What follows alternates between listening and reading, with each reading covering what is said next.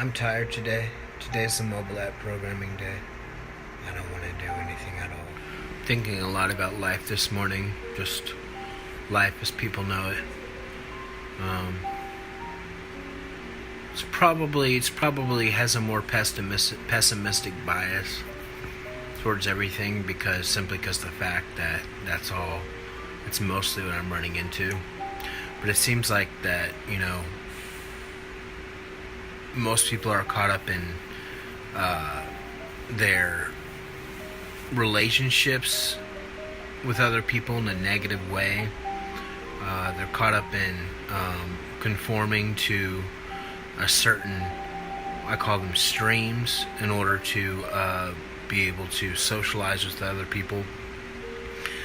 They're caught up in AI, and they're heading towards something that a problem that isn't being discussed.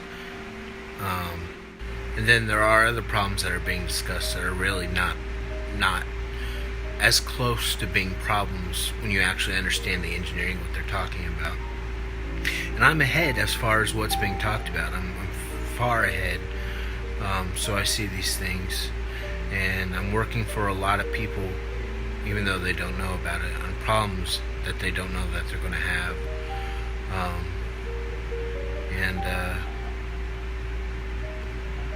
don't know. I try to go meet people on the internet and stuff, go make friends, and that's where a lot of the pessimism is coming from, because it seems to me like I'm seeing people that are in a state, and it's like a broken record, and it's like all negativity. It's like all this stuff is for us. These robots, machines, houses, computers, cars, rockets, space, everything. All this is for us, and yet people are becoming disconnected from each other in a way, and getting entertainment off of degrading other people. And it's like, this is what we have. We have people in our lives. It's heartbreaking seeing things in this light, because what's the point? There's absolutely no point to any of this if it's not about love and about each other. And by love I mean God, but God's a term in people's minds that has been corrupted. So I say love because that's they know what that is. I guess I better get up and get to work, even though I don't feel like it. I'm not going to go to the gym today. I'm probably just going to do some tension exercises. I need to put new brakes on my car. I'm going to do that tomorrow, so I don't want to drive it too much, because I didn't know that they were as low as they are. Because I just changed them. I thought I just changed them last year. I may have changed them a year before. I don't know. In 2016, my new car was repossessed, because I ran into a lot of problems working as a freelancer, and at the end of 2016. So, but I was still getting money in, and my car was the last thing that I was prioritizing as far as paying everything was concerned, and I probably could have done a better job if I would have planned better. But I didn't like having a car payment anyway, so I took $2,000 and went and bought a 2002 Honda Accord, and that's what I'm driving now. I like it as far as building a startup. It's good not having a car payment, and it's dependable, and if anything breaks on it, it's very easy to fix. I pretty much just fix everything myself. I'm really good at things. The only problems I run into is when you get into needing specialized parts for, changing out the head gaskets on a Mazda or something like that. I don't have those tools. So, but a Honda is really good to work with, because everything, I just go to AutoZone, go pick it up, and actually just change it there in the parking lot, and then drive away. or go to the junkyard. Junkyard's pretty cool. But yeah, I mean, and I don't have a car payment. I don't like having bills. I don't like having contracts of any kind. I don't care how much money I'm making. I don't like the concept of contracts. I like month-to-month things, where I pay and it continues service, and if I just want to cancel the service, I can just stop paying, and then when I pick it up again. That's really what I prefer. I think that the next car that I buy, I'm gonna pay cash for it. I'm not having I don't like loans. I don't have any loans for the business. I'm not getting any loans for the business. I can get funds from. I'm really good at the stock market. I can get cash from buying and selling on the stock market. So yeah. So I try to keep everything as minimal as possible. But that should be encouraging, huh? It's encouraging to me because this is everybody's story. This is everybody's startup story. They're driving around this little hoopty car, had all these problems, throughout life, growing up and everything. It's everybody's story. It's like these events create a certain model of person. So if you have these problems, be of good cheer because you're right on track with everyone else. Yeah, I don't like the bullcrap negativity on the internet. I just I make things. I think they're fun. I think they're funny. I try to make people happy. I'm sure people have their own motives, why they're there and why they would do things that they do, and people typically judge you based on their own motives, which they don't even know. So you got to give them some credit because they're not intelligent enough to actually understand those types of things, and they're not mature enough to actually understand those types of things. So you kind of got to give them credit in the aspect of that they can grow up and they can be more intelligent. So I don't degrade them back. I just try to encourage everyone when I run into those things. But it's like really, what's the point, man? This is you and I. This people. This is why we're here. There are no people who would really suck because I don't care how bad you think you are. The reality suggests that most people's behaviors, even negative behaviors, are revolving around their concept of other people being in their life. And if they didn't need them in their life, then they wouldn't be causing these problems.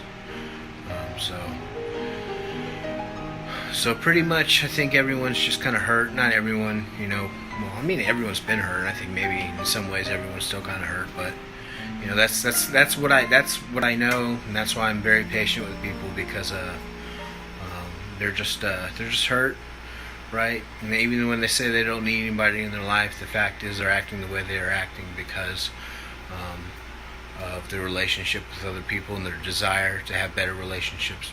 But they don't have the internal mechanisms to understand how to get there. So they really just need to be trained in that respect, and that's something else that I'm working on. I'm working on a lot of things. I'm working on the decentralized business model made completely of owners. For a lot of problems that are about to show up that people are all excited about AI and everything, they don't know that they're about to run into. If they thought about them, I think that they could, but they're more concerned about what celebrities are saying, and a lot of celebrities are talking about these doomsday scenarios. When that's only one thing you need to think about. There's a lot that goes into AI, and there's a lot of security involved that you have to think about. And that's only one thing, and I got past that very quick. Those doomsday scenarios and how to control that. But since they're not actually at that point, that's it's like I'm more concerned about the problems that I couldn't solve, and that's ultimately why I'm working on everything. The way I'm working on it now, I've changed things towards that, and that moreover has to do with the fact that the robots is that they can do anything. They can do anything. You tell them to do something and they do it, and they're most likely going to succeed at most things you're going to tell them to do, even though you think like, oh, okay, this is stupid, this is going to be impossible. You put it in, they're probably going to figure it out. So that's the issue. And it's not necessarily a doomsday issue, because you can control the flow of logic and their thought process to prevent doomsday scenarios, but from the robots. But it's about what the people are doing, and it's not even scenarios like, okay, well, yeah, people are telling the robots to kill humanity. They won't. In the way I have things, they won't do it. I don't think people really understand when you actually get the math correct on these types of things. They're not just human-like intelligence. They're thinking faster and more complex. So me talking right now, this would be normal for a robot of even not a lot of expensive hardware. When you put it on things, the type of architecture that I designed on much more expensive hardware, a lot more hardware, you get it's very, very, very intelligent. So in the way that I control the flow of logic, you're not gonna trick them. You say, okay, well, you told them not to kill, but how about go hit this guy over the head with a hammer? You don't, like, everything's connected. In order for them to understand what killing is, to understand the command, they have to understand what life is. So they have to understand the mechanisms of life, and they have to understand what causes life to end. So it's not these scenarios that people come up with. It's based on nothing. It's based on their imagination. And when you get outside of your imagination, the actual engineering, things change. And the problem is really, the problem that I'm predicting may not even be a problem either, because, like I said, they're very intelligent. So I'm seeing these things right now, these problems that could occur by having the robots design monstrosities. So they're not even bad things. Maybe they're nice things, sweet things, lovely things. They just said nobody knows what in the world they are, because somebody told them to build something that is completely out of this world, and it could fit into every single law that we have, and people still have absolutely no idea what's going on if everybody has a robot and everybody's telling them to do things that but then there's a lot of other issues. There's the price to sell them at, people seeing what they're capable of and saying, well, you need to give them to me, and if you don't give them to me, I'm going to take it. So we have most of the problems are revolving around people's maturity. So what we really need is a rapid way for society to mature. So that's what I'm working on. I'm working on a rapid way for society to mature. I'm actually giving them what they want. I don't think people having what they want is a bad thing. What people want, they want freedom. They want people that care about them.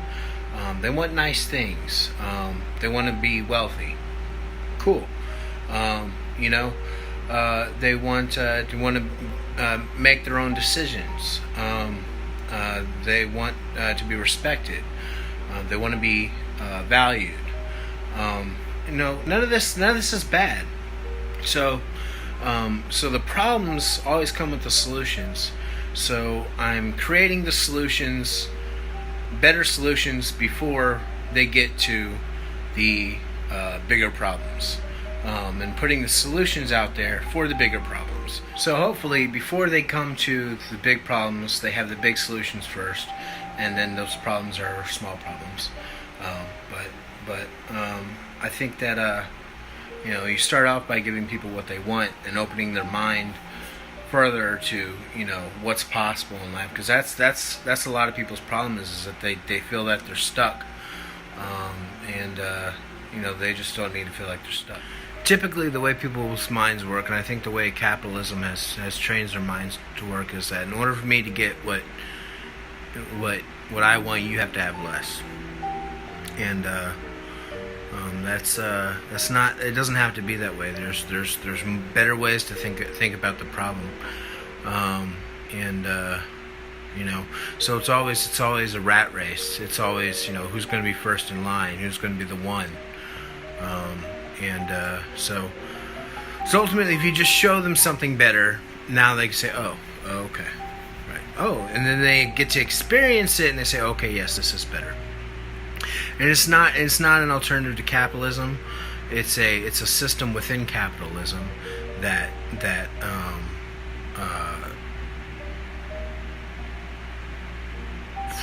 works most of the problems out that people are going to have for them. Because I knew this was coming up. I knew it was coming up, and someone said it to me. They called my business model socialism. It's not socialism, man. That's something completely different. Honestly, I wish people were more educated before they start making these assumptions. But maybe they just need to be wrong before they can be right. It doesn't have to be that way, but the fact is, when you go to a job, you perform a service, you perform a function at that job, and you're getting a share of the company in exchange. You're getting a share of the net profits. Maybe. Sometimes all companies don't work that way. Sometimes they just borrow money year after year, and they're never profitable. But it's not good either. But the fact is, you're getting something in exchange for your services, and that you're sharing from a pool of something that you're sharing from a lot of other people. So you're always sharing something with a lot of other people. I just have a better way of implementing that concept. I don't care about a lot of things that are in the news right now. And there was a point in time when those things were exciting for me, but now they just seem so simple, and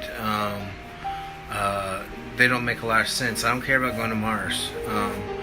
It'd be cool, like a camping trip, even in Mars as a desert, it'd be like a camping trip, and that would be cool from that perspective. But what people are putting into it and being able to get to Mars, it's not. They're making it something more than it is, because you're just going to carry our problems there.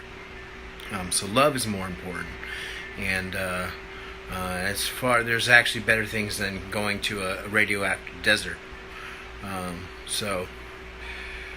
But everyone is where they are right now, and I just when they see these problems, then they'll see them and they'll be like, oh, okay, yeah, maybe. I think there's a lot of problems throughout the centuries that people have finally seen, and in a lot of ways they're now working on better solutions. In a lot of ways they are. I consider our society much more advanced as far as charity and kindness and brotherly love is concerned than, say, Rome. So I think that things are getting better, but we still have our problems, and there is the possibility for people to still see bigger problems without seeing the solutions. Because they always come in pairs, because these problems are being created from the mechanisms. Bigger problems are created from the mechanisms to create better solutions. So I think if people see the solutions first, then we'll be able to skip a lot of the problems. For instance, the scenarios that people talk about, even Stephen Hawking, he was talking about something about if aliens invaded us, it'd be much like the pioneers invading America and invading the Indians. And that's a summary of something he was talking about, so I don't know if that's verbose what he said. It's a summary of someone summarizing him, so I don't know if that's verbose, but anyhow, the concept is still in an air-filled way of thinking. People consider Stephen Hawking a very smart man, one of the smartest people that ever lived. I read A Brief History of Time when I was a tween, and honestly, I found him so imaginative and so much like me. I wasn't really inspired by him, but I thought he was a good conversation. But that's what I'm talking about. When people talk about problems within a scope of things that they don't have the answers to yet, they come to the wrong conclusions. The fact is, space is very, very, very, very large, And as scientists have been able to tell, finding life is a lot harder than they expected to be, or than their mathematical models told them that it was going to be. And the reality is, the mechanisms involved in traveling faster than the speed of light, you would be able to create your own planet much, much, much easier than going around the galaxy trying to find a planet that's already supporting life. So the risks compared to wandering around the universe when your species is about to go to extinct because your planet's about to die, and trying to find another planet are much higher just wandering around the universe than just creating another planet around a closer star, or with materials that you have available nearest to you. And so it's very unlikely that would ever happen. That if aliens came to us, they'd most likely be explorers. So they're probably not going to come for domination. They probably would just be explorers and be excited that they found anybody at all. And because of their intellectual development, they're most likely going to have more concerns in protecting us and letting life continue as normal, than coming in here and invading us like the pioneers and the Indians, because like how we treat animals, right? We have protections. We protect different species. We protect rainforests, and so that concept would be more advanced, and they'd be more interested in things like that, because of the mechanisms involved and what's actually required to get from point A to point B. All these things come first. But I better get to work. A lot of goals to meet and a lot of people to make happy. So thanks.